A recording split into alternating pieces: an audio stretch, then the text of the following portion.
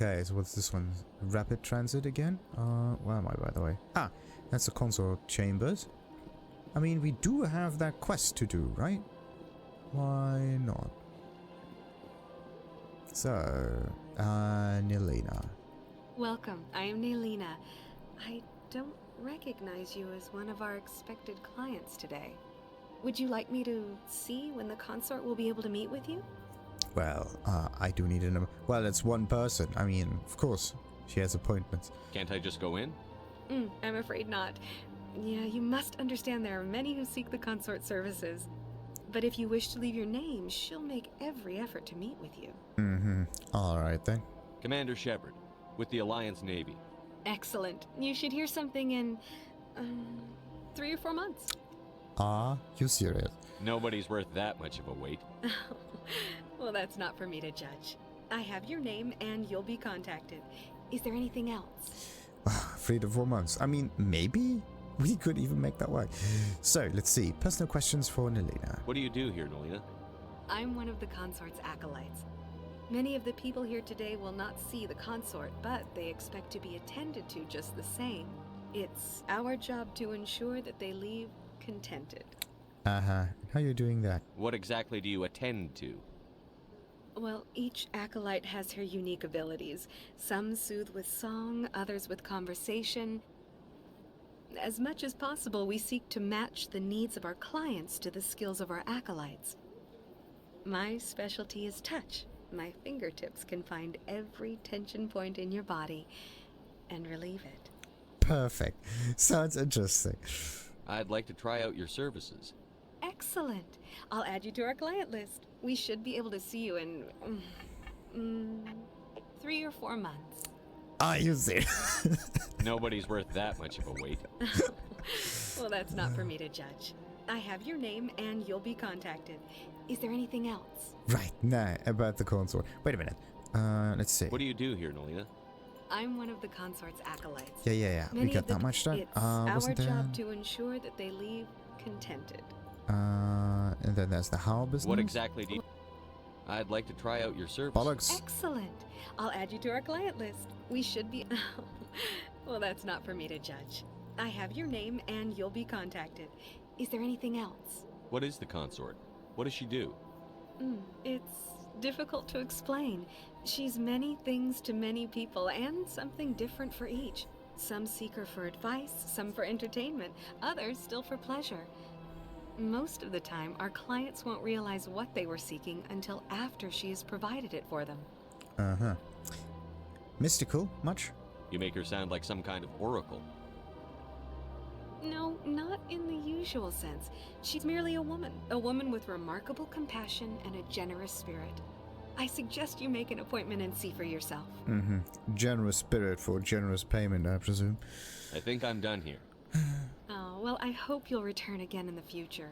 We always enjoy seeing new clients. Nelina, Yes, Shaira? send the commander up to see me. I wish to speak with him. Yes, of course, mistress.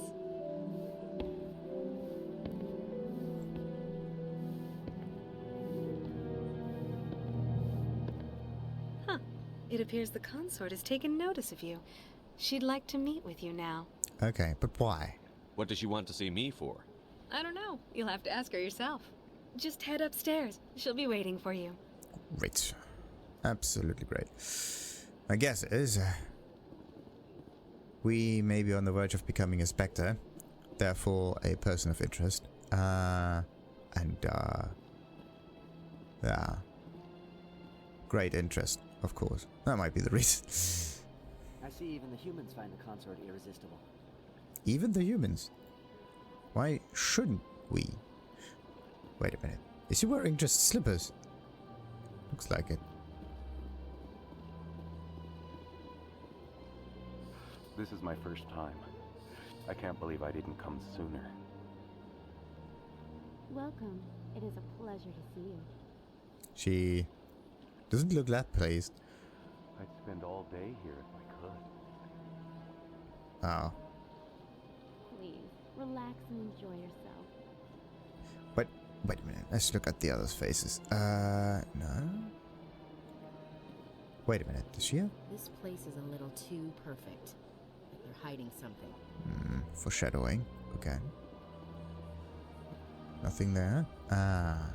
You're with the Alliance? My brother's a private back on Earth.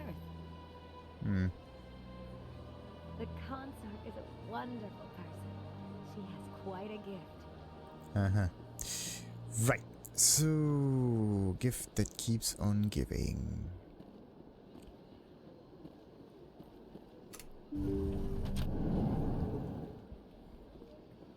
Yeah, look at. Wait a minute. So this kind of makes sense why there's some strange bubble around here. Might be like some races can only survive if they wear a suit. For us, we don't need a suit because the spaceship is our suit. But in this case, like Quarians or like Volos, for example, they need to wear that suit all the time. That might be one of those pods where they can just sit and enjoy the Asari. Interesting. That is close enough, Commander.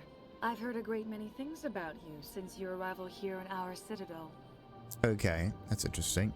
But what great many things? Let's just ask her about some stuff. What exactly do you do? That depends on your needs. I offer advice to some, comfort to others. I have a certain problem that could use your expertise.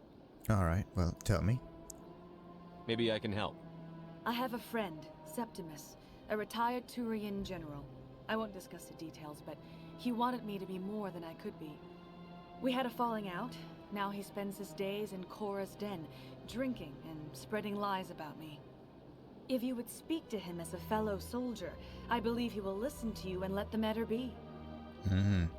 No judging, please. No judging the merchandise. But what went wrong? What happened between you? I respect his privacy too much to go into the details. If he wishes to tell you what happened, that is his prerogative. Alright, well, let's just check this out. What exactly do you want me to tell him? Appeal to his sense of honor. Remind him of his position as a general. If you can convince him to stop spreading lies about me, I would be very grateful. I don't like the person. At all. It's now a bit too I must clingy. ask you to take your leave. I have many clients waiting to see me. Oh, about one of those clients. Please, Commander. I ask that you return to me only after you have spoken with Septimus. Dude. Alright. So, where was it? Strange transmission. That was not it. Discovered a strange transmission discussing a... That one. Find the commune. And then Asari Consort. That's the other one. Speak with Gen Septimus. The general is at Korra's den. So this is our other little side mission. Huh. But didn't we get the start of the side mission, or like... Actually, we were getting pointed to the Consort. With... Why can't I see the bottom of that text? Anyway, there you go. We were given the pointer towards the Consort from the... Not the Volo, but the other one. The Elcor. Was actually kind of interesting. But every time I try to... I can't tell the aliens from the animals. Every time I try to talk to the companions, you get like two lines. Nothing does... Yeah, nothing in connection to the environment there. I'm a little nervous. That's understandable. Many are a little unsure. Few are ever asked to aid Shaira. It's quite an honor. So, oh, Septimus! Yeah, look at that. What do you know about the General? He's been seeing the Consort for longer than I can remember. Then one day, he stormed out of here furious. He hasn't been back since. He was always very respectful to the Acolytes. Very noble. Right. Kind of makes sense. I think I'm done here. Of course. Come back anytime. Where's the... This way. So we have to figure out what happened. And he is in... Korra's den. Korra's den is definitely not here. I have to check out the other environments for that.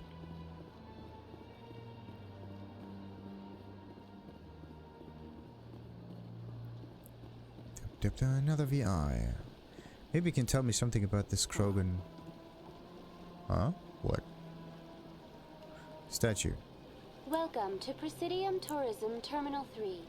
Here in the financial district, a number of businesses offer various goods and services to their exclusive clientele. The statue you see before you was commissioned to honor the Krogan soldiers who gave their lives to protect Citadel space during the Rachni Wars. In the aftermath of the Krogan rebellions, several embassies petitioned to have the statue removed.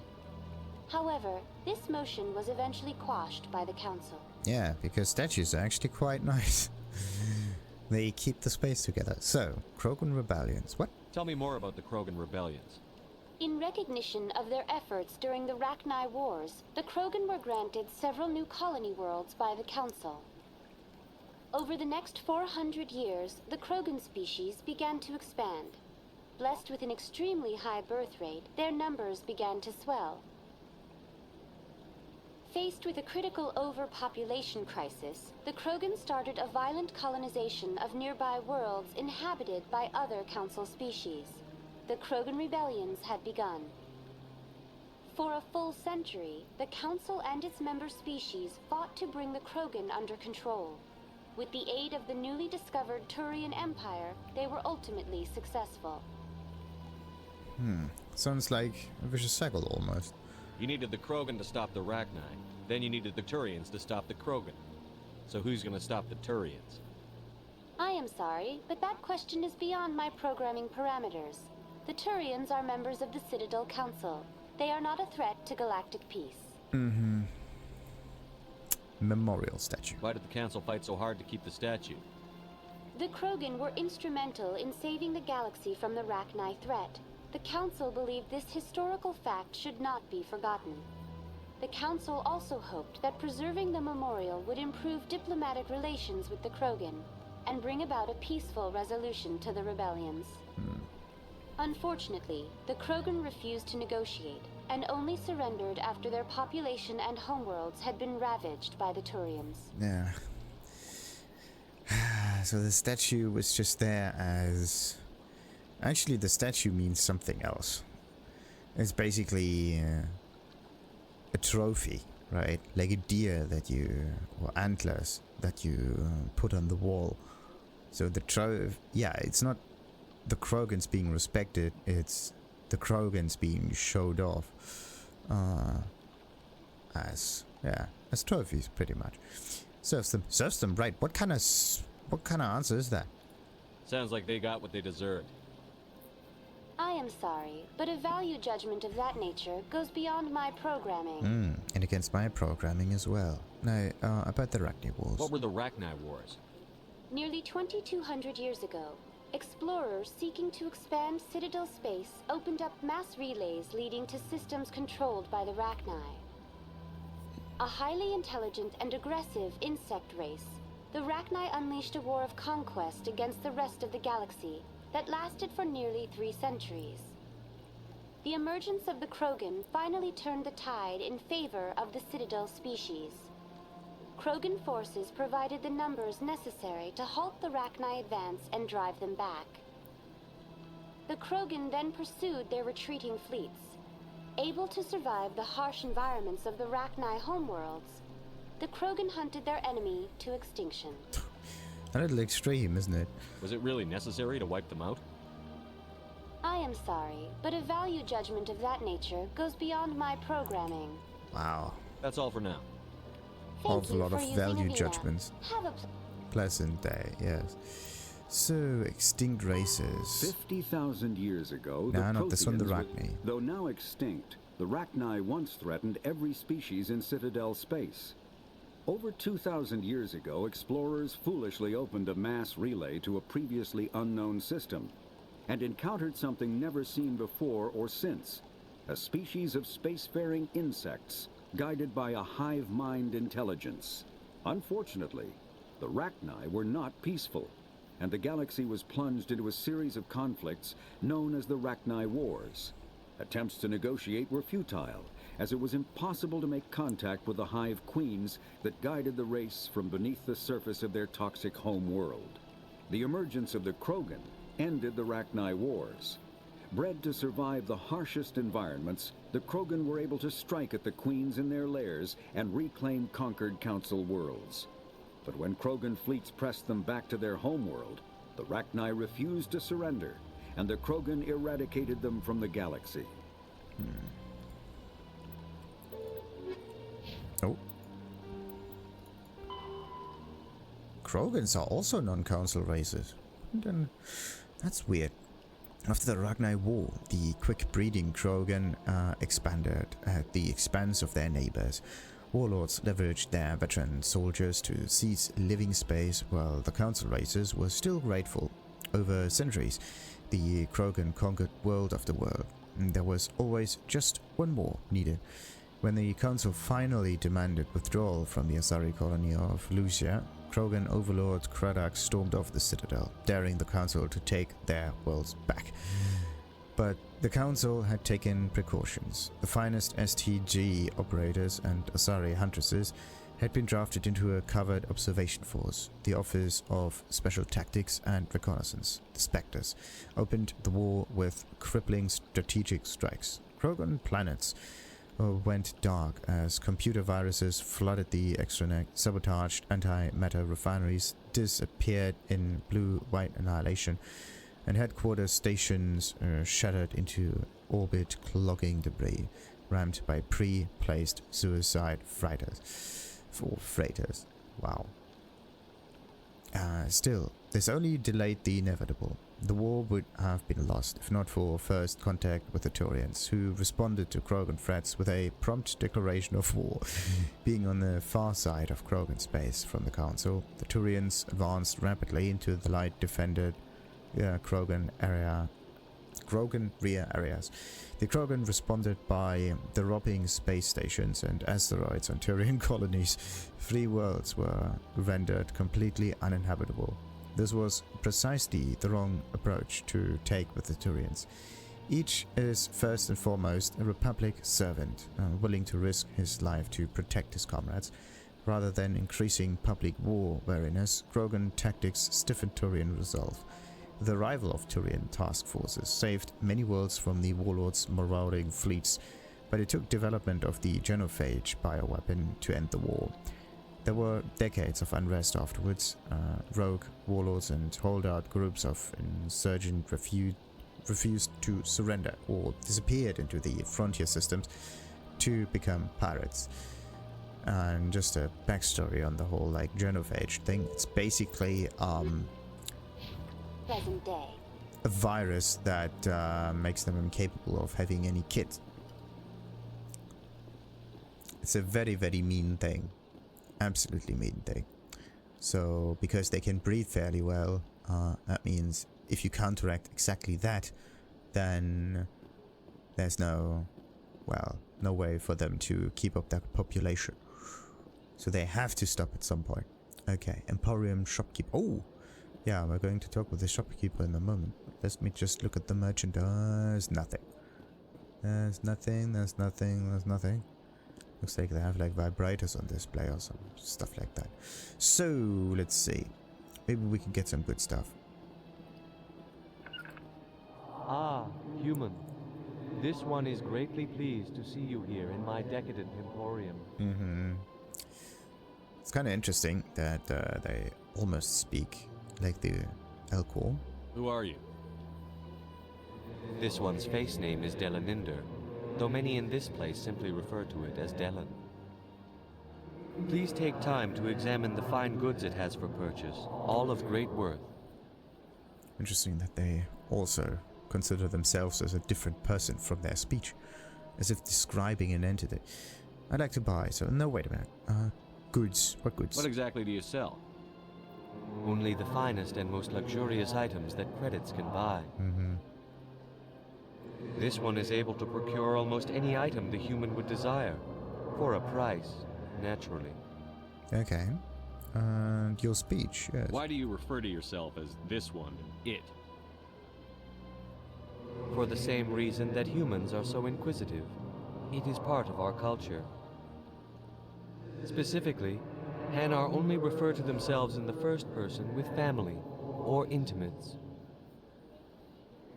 And we rarely do so with other species. It is just our way.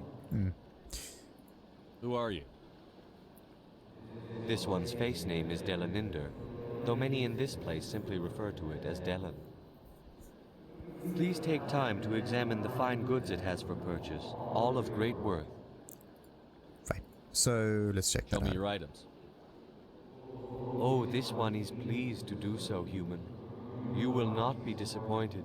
Okay, view non-human armors, view upgrades, view standard items. Let's just go with standard stuff first. And that...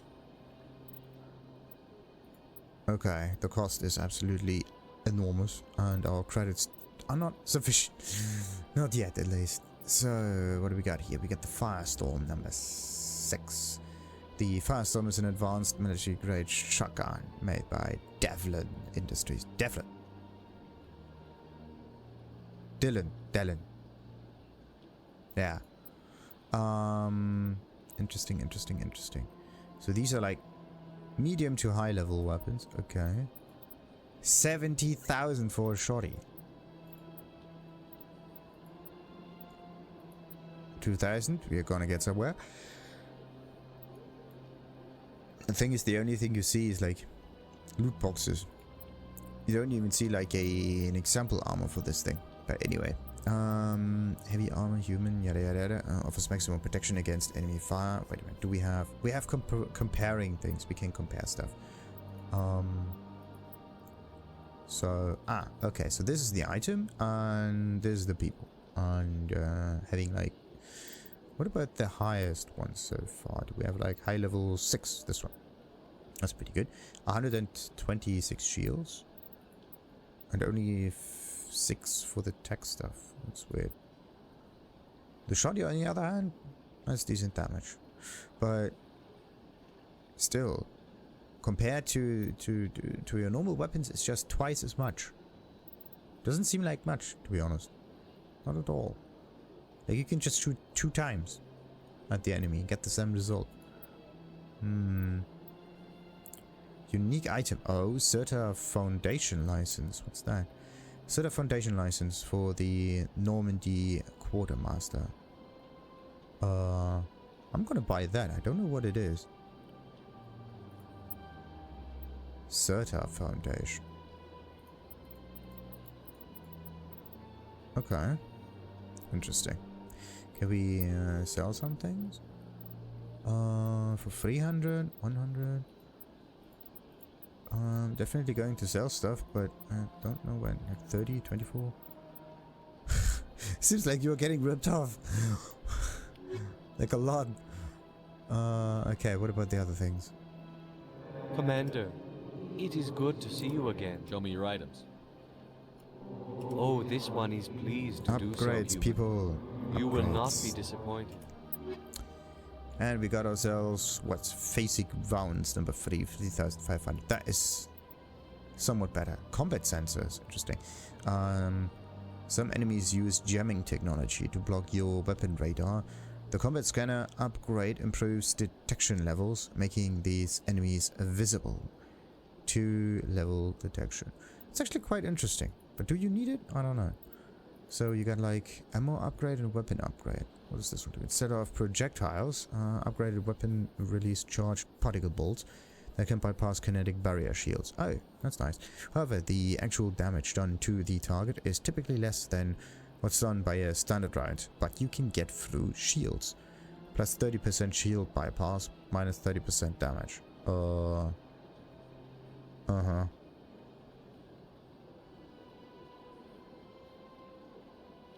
That's weird. So, this one says plus 30% shield. Where does it say plus 30% shield bypass? Does it bypass or does it not? Can bypass kinetic shield. Yes. But only a little bit. So, 30% gets bypassed, but then we have like 30% reduction in damage. It kind of feels as if the damage we do is the same no matter what, even without it, right? So either you do deal damage to the shield, which can actually recharge after a certain amount of time, but you deal the same damage at least, or you bypass the shield and deal damage directly, but the damage you deal directly is just kind of sucked up by the shield. Okay. I actually need to test this and see some numbers so that I know better. Fires larger rounds for more damage. However, the rate of fire is slowed and the weapon will overheat more quickly. So if I use ice shots, wouldn't that be much better? Like freezing bullets. But if you shoot them, like, yeah, using the weapon overheats, so if you counteract with freezing bullets, wouldn't that be nice? Will overheat more quickly. 12% more damage, 20% less rate of fire, and 20% heat absorption. Okay, so you cannot shoot as much with this thing. And you deal plus 12% damage, but you have a reduction of rate of fire of 20%. So if you shoot 20% less bullets, but you deal 12% more damage, you actually deal less damage. That's weird. Yeah, that's weird. Like the damage over time in this case, right? Not the damage on impact, but the damage over time. That's different. So in this case, this bullet thingy would actually be better for a weapon that shoots very slowly, where damage over time doesn't matter as much. So snipers, basically, anything that uses, well, a lot of bullets, so assault rifles or pistols, maybe, because you're using many rounds. But pistols are kind of like sniper rifles, to be honest, almost, without the fact that you can zoom in. Kind of strange. So combat sensor, weapon upgrade. If I use a weapon upgrade combat sensor, then I am kind of capable of sensing the enemies. But why would I need that, right? I mean, I can just look around. It's just a nice little tool there. But alright. So... Commander. It is good to see you again. Show me your items. And it's good to see you too. Oh, this one is pleased to do so, armors. human. You will not be disappointed. So wait a minute. There's like non-human armors, and then there are standard items. So Quarians are different. And Turians as well. Quarians I would have almost given like human stuff. Lightweight, comfortable armor, affords basic protection, yada yada yada. And Turian thermal stuff. That looks the same. I mean, we've gotten the Scorpion, which is, in terms of shielding, almost as good. Just the damage protection isn't as high. Survivor. The same thing, just a different number. What's so special about that? Even the same name, so medium armor, both of those, so that's weird. 100 and there you go. So this is, all of those are weaker. What is going on? I mean, Caden needs a better armor.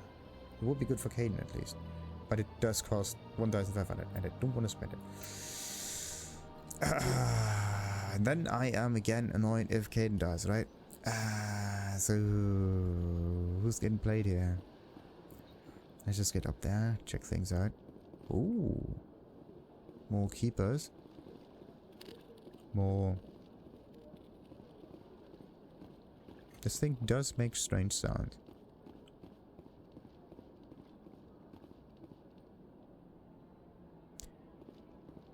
This object here looks somewhat strange. All the other ones are grayed out, but this one is glowy. None of those items are glowy except this one.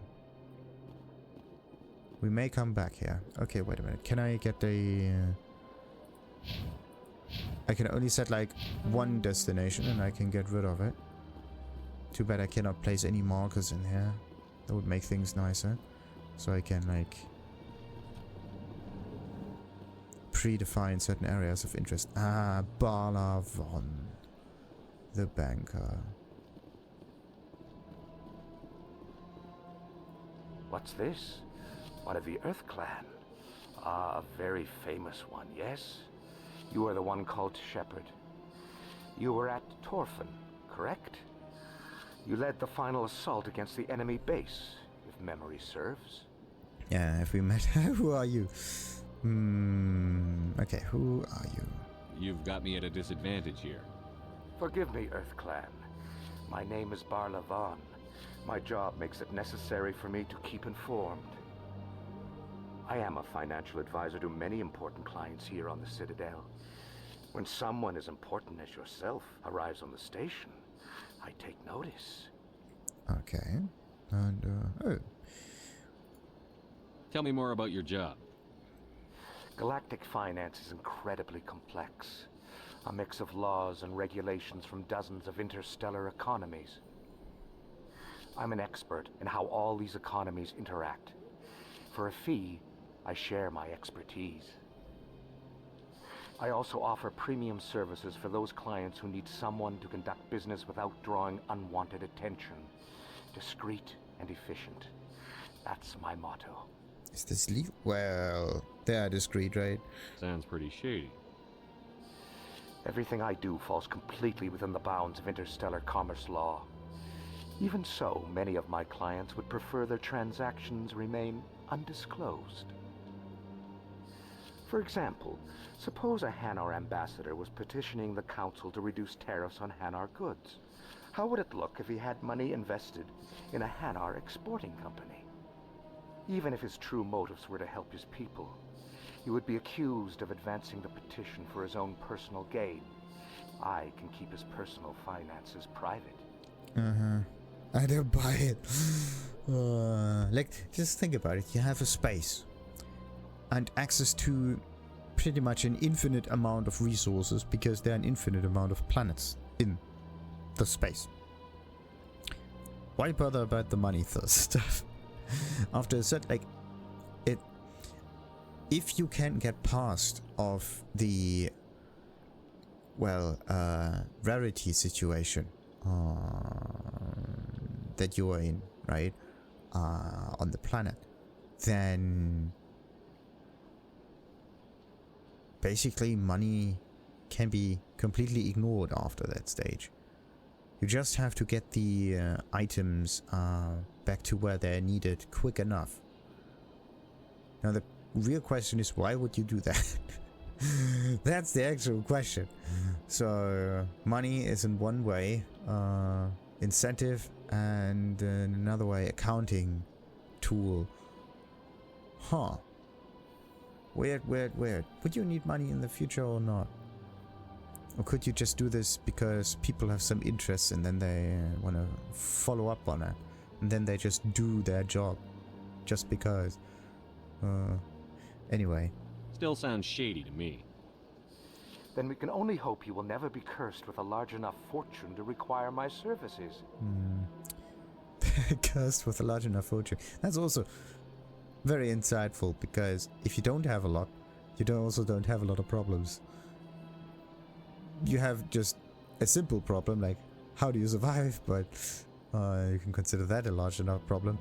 But the more stuff you have, the more things you have to take care of, or make others take care of it, and therefore you need to pay them. Very interesting. So possessions possess you in return. The Citadel. What's it like living here on the Citadel? The station is without a doubt the greatest wonder in the galaxy. It is a technological marvel, but its true splendor goes much deeper than the hull and engines. From the Presidium to the wards, the entire station is a testament to the success of the Council. All the species of Citadel spaced together in a single strong community. Or trap. But that is something for later. Tell me about the Presidium. What makes the Presidium so special? It is the political center of Citadel space. 80% of all intelligent species in the known galaxy acknowledge the Council's authority on interstellar matters. But only the most powerful and influential species have embassies here on the Presidium. This level of the station is reserved for the elite, Shepard. people like us. Really? What are the wards like? The cultural heart of the galaxy. They pulse with the lifeblood of millions of citizens from dozens of different species. You never know what you'll find out in the wards, Commander.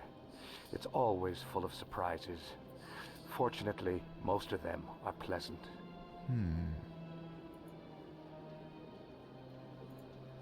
Okay, so I think I got most of it. I should go. Goodbye, Commander.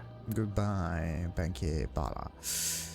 Right, and more Codex entries, thank goodness. Citadel Galactic Government and the wards. The majority of the Citadel's population lives in the wards, the 5 massive arms of the station that house the residential and commercial district. Many galactic races have established cultural enclaves here. Population density and cost of living are extremely high, akin to Earth cities such as Hong Kong and Singapore. The wards are open-topped with skyscrapers rising from the superstructure. Towers are sealed against vacuum, as the breathable atmosphere envelops it only maintained to a height of about 7 meters. The atmosphere is contained by the centrifugal force of rotation and a membrane of dense, colorless sulfur hexafluoride gas held in place by carefully managed mass effect fields. The view from the wards is spectacular. In the background, stars Serpent Nebula and the nearby blue giant called the Widow move across the sky as the station rotates to stabilize itself. In the foreground, the lights of buildings and vehicles on the opposing ward arms perpetually shine.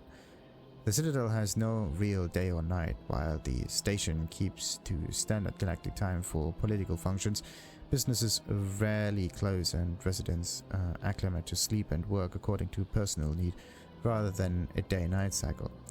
Additions and modifications are constantly being constructed, though they must stay within certain specifications that will not compromise the operation of the station. Occasionally, the keepers will descend on an area of the wards and move or change the architecture without explanation. Residents have learned to live with these inexplicable intrusions. And technology, the credits, or credit in this case comes from the old world credere, which means believe. Very interesting. The standard credit was established by the Citadel's Unified Banking Acts as the currency of interstellar trade. The credit has a managed floating exchange rate calculated in real time by the central bank to maintain the average value of all participating currencies. Some regional currencies are worth more than a credit and some less. Hard currency can be stolen or counterfeited, so electronic fund transfers are the norm. More importantly, physical transactions cannot be easily tracked, making them ideal for tax evasion or the purchase of illegal goods.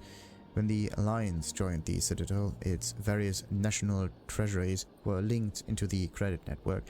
A human with a bank account of Mexican pesos, Japanese yen, or Indian rupees can purchase any item priced in credits at fair market value. All economies that participate in the credit network are required to price items in both local currency and credits, and therefore making it possible, or having a two currency system, and that one stabilizes everything. Okay, non-council races. The Elcor are a citadel. The Hanar are a citadel species known for excessive politeness. They speak with scrupulous precision and take offense at improper language. Hanar that expect to deal with other species take special courses to help them unlearn their tendency to take offense at improper speech. All Hanar have two names. The face name is known to the world. The soul name is kept for use among close friends and relations. Hanar never refer to themselves in the first person in conversation with someone they know on a face name basis. To do so is considered egotistical, so instead they refer to themselves as this one, or the impersonal it. Their homeworld, Kaje, has 90% ocean cover and orbits an energetic white star, resulting in a permanent blanket of cloud. Due to the presence of Prothean ruins on the world, many Hanar worship them, and Hanar myths often speak of an elder race that civilized them by teaching them language. Okay. Not only did they get civilized to the extreme in terms of language. If they craft their words extremely carefully, then it basically means they use it as a... yeah. That just makes an awful lot of problems. Okay, so which way do we go? We're gonna go this way first. A statue of jump gate or relay.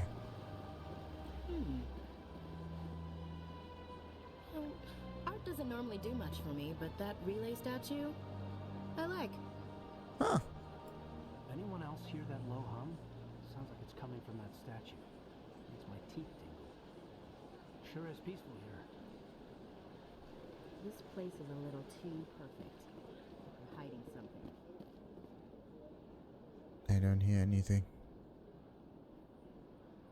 But if you really look at it, right, from the side, looks like the musical thingies, the one that can be used in order to tune, yeah, musical instruments. That's really weird. Or maybe, yeah, maybe it just has some innate frequency that it always hits. Now finally Look we at can... that bug thing over there. What's it doing? Ah, it's a very good question. Let's just ask it. Please do not disturb the keepers. I do want to disturb it. Please do not disturb the keepers.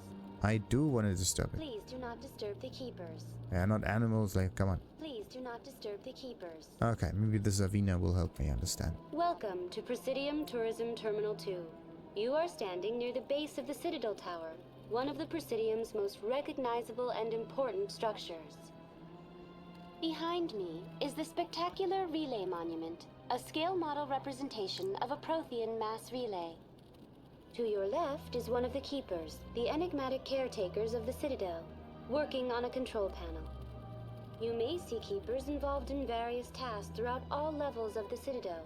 We ask that you do not interfere with them in any way. The Keepers are essential to the smooth operation of the Citadel. Obstructing their daily work will result in harsh penalties, including incarceration and rehabilitation. Okay, so let's first talk about the Relay Monument. Tell me about the Relay Monument.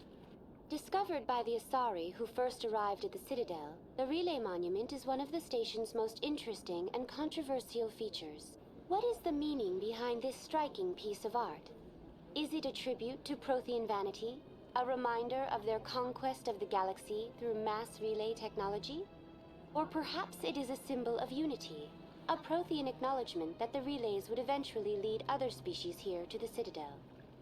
No one can say for sure, making the Relay Monument a favorite topic of discussion among academics and scholars. Maybe it's a warning.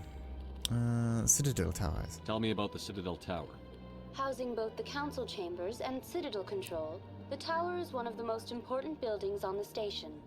Access to these areas is restricted to those with the appropriate clearance. What happens in Citadel Control?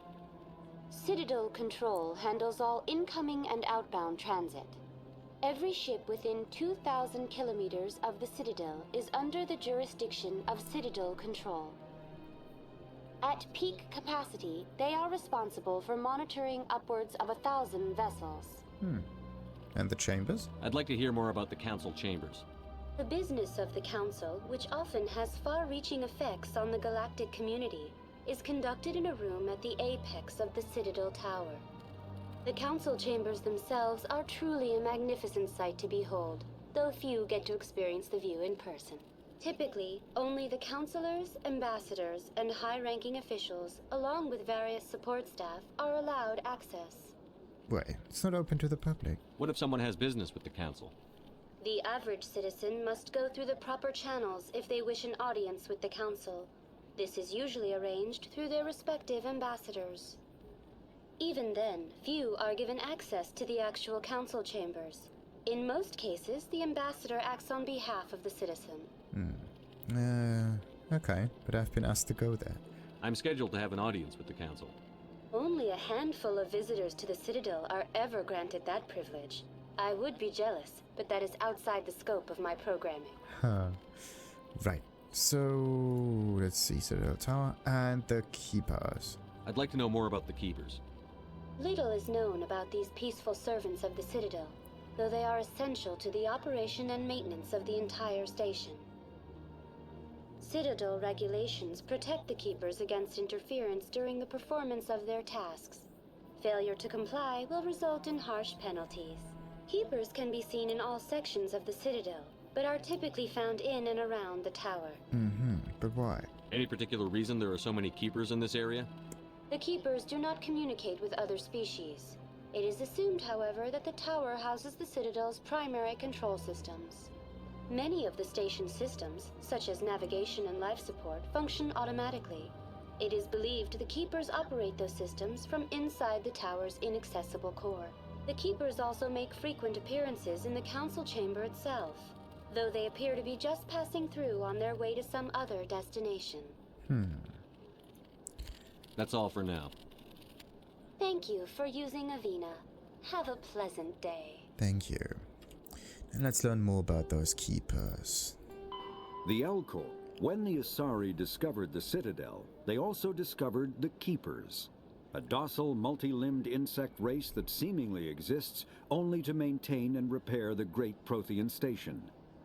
Early attempts to communicate with or study the Keepers were failures, and it is now illegal to interfere with or impede Keeper activity. Because they are completely non-threatening, Keepers have become virtually invisible to everyone else. Similarly, they seem indifferent to other species, except for their tendency to help new arrivals integrate themselves into the Citadel. No matter how many Keepers die due to old age, violence, or accident, they maintain a constant number. No one has discovered the source of new Keepers, but some hypothesize they are genetic constructs, biological androids created somewhere deep in the inaccessible core of the Citadel itself. Biotics is the... Mass relays are feats of Prothean engineering advanced far beyond the technology of any living species. They are enormous structures scattered throughout the stars and can create corridors of virtually mass-free space, allowing instantaneous transit between locations separated by years or even centuries of travel using conventional FTL drives. Primary mass relays can propel ships thousands of light years, often from one spiral arm of the galaxy to another. However, they have fixed one-to-one connections. A primary relay connects to one other primary relay and nowhere else. Secondary relays can only propel ships across a few hundred light years. However, they are omnidirectional. A secondary relay can send a ship to any other relay within its limited range. There are many dormant primary relays whose corresponding twins have not yet been located. These are left inactive until their partner is charted, as established civilizations are unwilling to blindly open a passage that might connect them to a hostile species. Understandable. Alrighty, now we're now over here. Then there's like the Citadel Tower. There's that one. And let's just have a bit more of a look around, and we should be almost done with the whole Presidium. Also, I have to check my experience. Like every time I interact with things, I do tend to get stuff. It's just a normal bridge.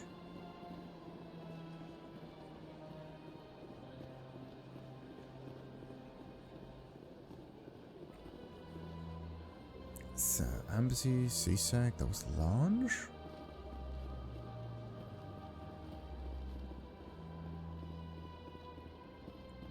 Yeah, okay, that was that. And what's behind door number 3? That looks special. To the wards. Aha. That one doesn't want to do much. So that one goes towards the towards the wards.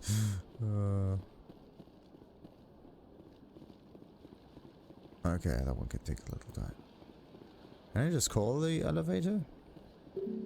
You must talk to the council to gain access to the wards. Okay, so council stuff has to be done first. Council. That basically means we have to go to the Citadel Tower, right? So consort room, yada yada yada. And this is a Citadel Rapid Transit. And another CSEC Academy.